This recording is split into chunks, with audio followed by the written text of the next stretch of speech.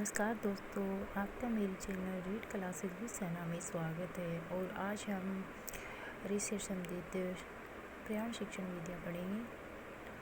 और चलिए फिर स्टार्ट करते हैं। पर्यावरण परि प्लस आवरण। पर्यावरण अध्ययन, अर्थ एवं संकल्पना। पर्यावरण दो शब्दों से मिलकर बना विशेष क्षेत्र माना जाता है।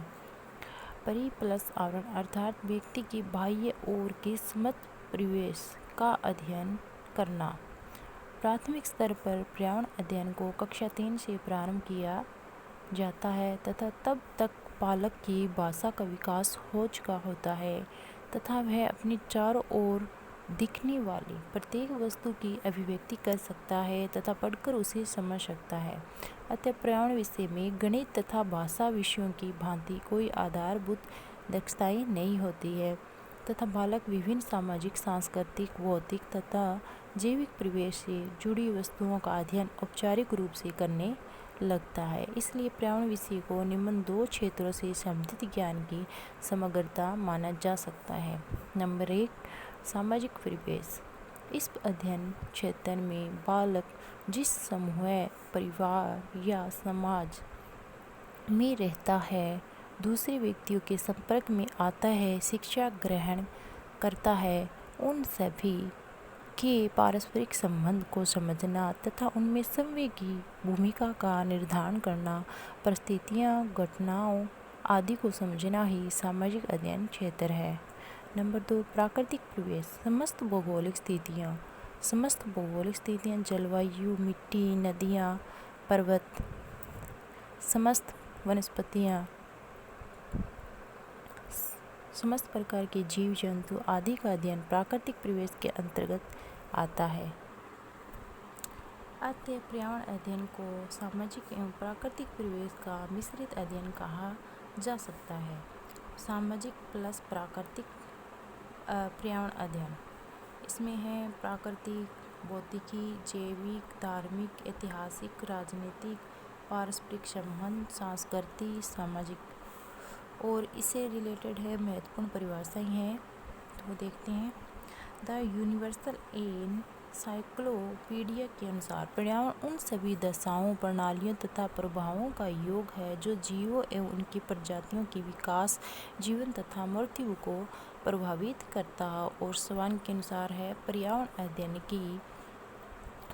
अध्ययन की अवधारणा यह है कि ऐसी सद्नागरिकता का विकास किया जाए जो अपने पर्यावरण व उससे जुड़ी समस्याओं का ज्ञान प्राप्त कर सके, इन समस्याओं का ज्ञान प्राप्त कर सके तथा इन समस्याओं के समाधान में संवेग की भागीदारी सुनिश्चित कर सके। और वुडवर्थ के ये इम्पोर्टेंट भी है, पर्यावरण शब्द का अभिप्राय उन सभी भारी तत्वों से है जो व्यक्ति को आजीवन प्रभावित करते हैं।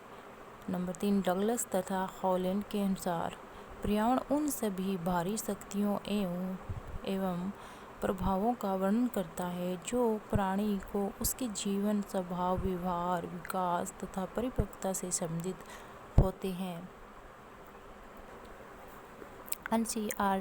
NCERT के अनुसार पर्यावरणीय शिक्षा पर्यावरण संबंधी ज्ञान, कौशल तथा मूल्यों का विकास करती है। राष्ट्रीय शिक्षा नीति 1986 के अनुसार पर्यावरण के प्रति जागरूकता पैदा करने वाली शिक्षा की अत्यंत आवश्यकता है तथा विद्यालय एवं महाविद्यालयों को इससे संबंध में व्यवस्था करनी चाहिए। कोठारी आयोग के अनुसार 1964 से 1966 प्राथमिक स्तर पर पर्यावरण शिक्षा के उद्देश्य। दौलत सिंह कोठारी आयोग 1964-1966 द्वारा विद्यालय शिक्षा में प्राथमिक स्तर पर बालकों को पर्यावरण की शिक्षा एक विषय के रूप में देने के लिए निम्न महत्व एवं उद्देश्य बताए हैं। नंबर 1, बालकों को उनके सामाजिक, भौतिकी वातावरण की जानकारी देना। नंबर 2, बालकों की निरीक्षण शक्ति का विकास करना।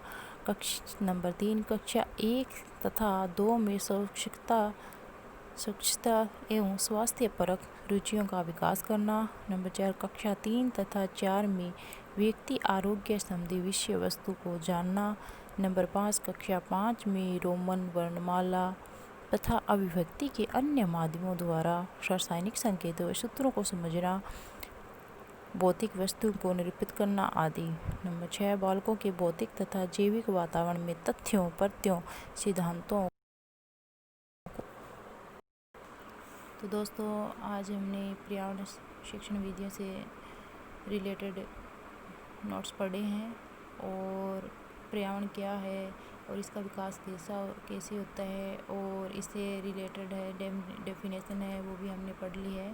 तो कल हम इससे रिलेटेड पर्यावरण शिक्षण के महत्व के बारे में पढ़ेंगे और पर्यावरण द्वारा बालकों में विकसित मूल्यों के बारे में पढ़ेंगे। तो प्लीज़ मेरे चैनल को सब्सक्राइब करें, बेल आइकन को दबाना ना भूलें और प्लीज़ बताएं कि आपको ये क्लास कैसे लगी है और अपडेट पाने के लिए प्लीज़ बेल आइकन को दबाना ना भूलें और चैनल सब्सक्राइब ज़रूर करें। धन्यवाद। रीड क्लासेस विद सना में आपका बहुत बहुत स्वागत है।